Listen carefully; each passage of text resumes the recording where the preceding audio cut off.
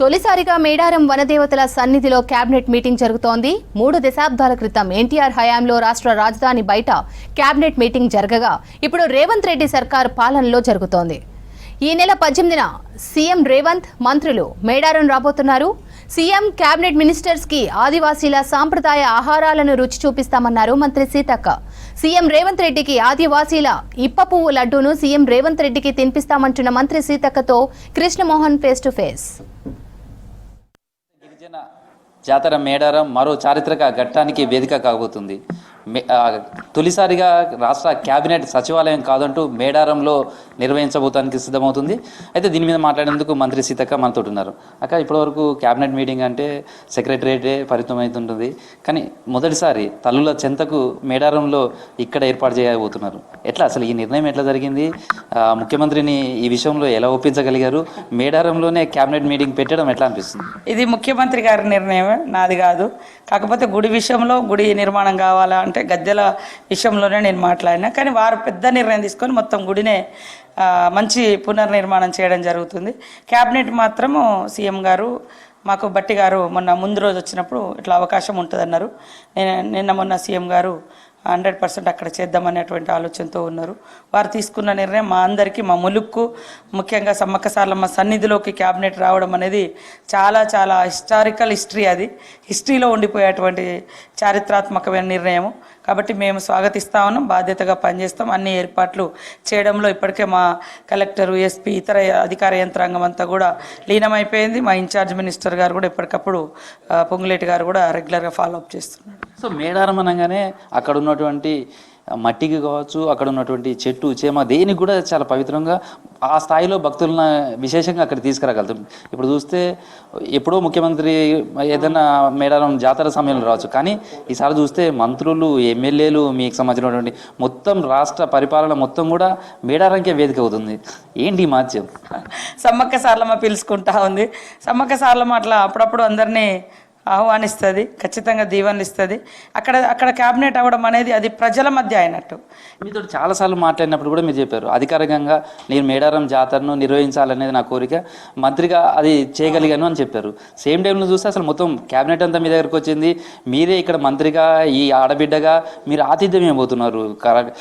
ఐఏఎస్లు కావచ్చు, సిఎస్తో పాటు డీజీపీలు అందరూ మొత్తం ఎంటైర్ వ్యవస్థే మీ దగ్గరకు వస్తుంది కదా, ఆతిథ్యం ఇవ్వబోతున్నారు. ఎలా ఫీల్ అవుతున్నారు? ఒకప్పుడు అడవి గ్రామాల్లోకి రావాలంటే పాలకులైనా ప్రజాప్రతినిధులైనా ఆమాసకు పుణ్యానికి అని అంటారు కదా, అట్లాంటి రోజులు ఉండేవి.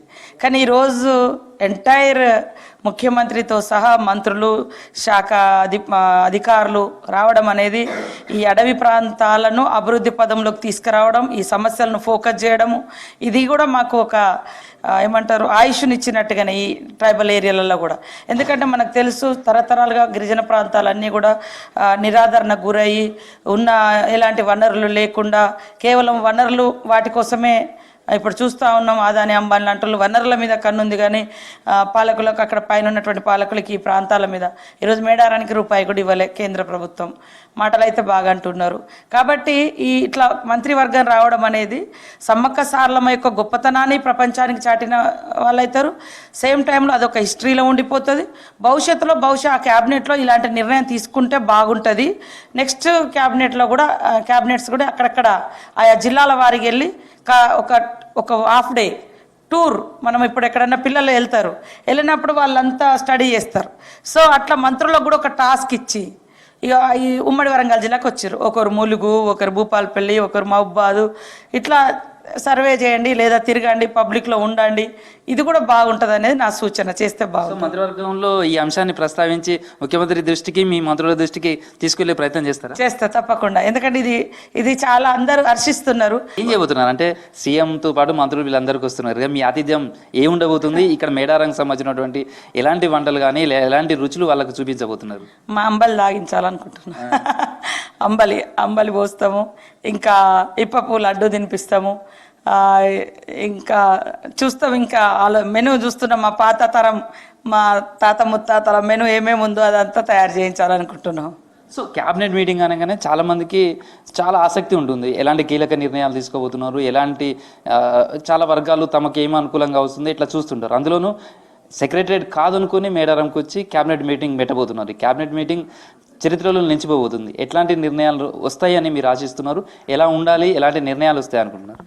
నేను అంటే అంత ఎజెండా మీద డీప్కి వెళ్ళలే కానీ ఏదైనా చారిత్రాత్మకమైనటువంటి నిర్ణయాలు, ప్రజలకు ఇంకా బెటర్ ఫెసిలిటీస్, అదేవిధంగా సంక్షేమాన్ని కొనసాగించే నిర్ణయాలు వస్తాయని నేను అనుకుంటా ఉన్నా. ఇంకా నాకు ఎజెండా రాలేదు. సో ఇప్పుడు రేవంత్ రెడ్డితో పాటు మంత్రులు, ఎమ్మెల్యేలు కూడా చాలామంది అదే రోజు రావాలనుకుంటున్నారు. ఐఏఎస్లు, ఐపీఎస్లు, తర్వాత వివిధ శాఖలు ఉన్న సెక్రటరీస్ అందరూ వస్తారు. మరి ఆతిథ్యం వాళ్ళకు కావాల్సినటువంటి అకామిడేషన్స్ కానీ అవన్నీ కూడా ఎట్లా ఉన్నాయో, సరిపోతాయా, ఇప్పుడు ఉన్నాయి, ఎట్లా ఏర్పాటు చేస్తున్నారు? వాస్తవానికి అదొక మారుమూల చిన్న గుడారం లాంటిది. అక్కడికి ఎవరు వచ్చినా నాకైతే ఇష్టం చెట్ల కింద గుడారాలు, ఇట్లనే చిన్నప్పటి నుంచి వచ్చేది. సరే, మారుతున్న జీవన శైలికి అనుగుణంగా కట్టడాలు, కన్స్ట్రక్షన్స్ వచ్చినాయి. కానీ సహజంగా ఉండాలనేది ఇవాళ మీరు గుడి చూస్తే కూడా గుడి ముంగట ఇప్ప చెట్లు, కంకవనాలే ఆ ల్యాండ్స్కేప్ అంతా డెవలప్ చేసి పెడుతున్నాం. అది ఇది మీరు ఇంతకుముందు అన్నారు అధికారికంగా నిర్వహిస్తే ఏం చేయగలుగుతామో, నాకు అక్కడ పైనుంచి సపోర్ట్గా సీఎం గారు, మా క్యాబినెట్ అందరు సోదరులు, ఇక్కడ అందరూ నాకు మద్దతుగా అంటే మా ఆలోచనను గౌరవిస్తున్నారు. కాబట్టి మేము అనుకున్న పద్ధతిలో చేస్తున్నాం. ఇప్పుడు మీరు వస్తే కూడా పబ్లిక్ కూడా అదే ఎక్కువ ఇష్టపడుతున్నారు. అదే ఇక్కడ అంతా డిఫరెంట్గా ఉంది. ఎస్, అది ట్రైబల్ కల్చర్, ఆదివాసీ కల్చర్. మా తల్లులు సమ్మక్క సార్లం ఇష్టపడ్డ కంకవనాలు, వాళ్ళు అప్పుడు నా చిన్నతనంలో కూడా ఇప్ప పూను ఏరుకొని వేంపుకొని తినేది, కుడుములు చేసుకొని తినేది, ఇప్పుడు లడ్డులుగా మార్చేసినాం. సో ఇదంతా ఇప్పుడు మళ్ళా పునర్జీవనం వస్తుంది. సో అధికారం వస్తే ఇలా చేయగలుగుతాం మనము అనే నాకైతే అది గర్వంగా అనిపిస్తుంది. అంటే మనం అధికారంలో ఉండడమే కాదు, మనకు సపోర్ట్గా మన ఆలోచనలను గౌరవించే ముఖ్యమంత్రిగా కూడా రేవంత్ రెడ్డి ఉండడం నాకు చాలా సంతోషం, అదృష్టం. సో ఆల్ ది బెస్ట్ అక్క. ఇది మేడారం మరొక మైలురాయిగా, చారిత్రాత్మక ఘట్టంగా మేడారంలో మాత్రం క్యాబినెట్ మీటింగ్ ఉండబోతుంది అనేదే మంత్రి సీతక్క చెప్తుంది. ఎన్నో చారిత్రకమైనటువంటి నిర్ణయాలు కూడా ఇక్కడి నుంచి వెలువడాలి. మేడారం 100 ఏళ్ల చరిత్రకు నిలబడే విధంగా ఈ క్యాబినెట్ మీటింగ్ కూడా జరగాలి. అదే సేమ్ టైంలో ఇదే స్ఫూర్తిదాయకంగా మిగతా జిల్లాల ప్రాంతాలలో కూడా ఈ విధమైనటువంటి క్యాబినెట్ మీటింగ్ జరిగితే ప్రజా పరిపాలన వికేంద్రీకరణకు మరింత ఉపయోగపడుతుంది అనేది మంత్రి సీతక్క చెప్తున్నారు. క్యాబినెట్లో కూడా ఈ అంశాన్ని ప్రస్తావిస్తానంటూ కూడా ఆమె ఆనందం వ్యక్తం చేస్తున్నారు. వీడియో జర్నలిస్ట్ రాస్తూ కృష్ణమోహన్, V6 న్యూస్, వరంగల్.